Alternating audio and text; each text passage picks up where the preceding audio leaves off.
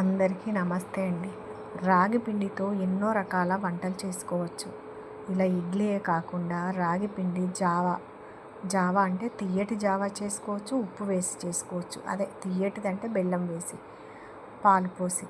అలా కాకుండా దోశ చేసుకోవచ్చు, ఊతప్ప చేసుకోవచ్చు, రొట్టె చేసుకోవచ్చు, సర్వపిండి చేసుకోవచ్చు, ఇంకా లడ్డూలు చేసుకోవచ్చు.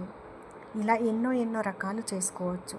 కానీ మనకు తెలంగాణ వాళ్ళకి రాగి పిండితోని మనకి మన తెలంగాణ వాళ్ళకి రాగి పిండితోని సంకటి చేయరాదు. తక్కువ మంది చేస్తారు, అందరికి చేయరాదు.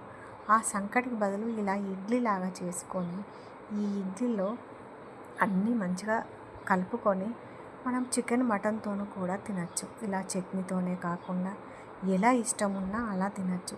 షుగర్ పేషెంట్లకైతే ఇంకా చాలా మంచిది.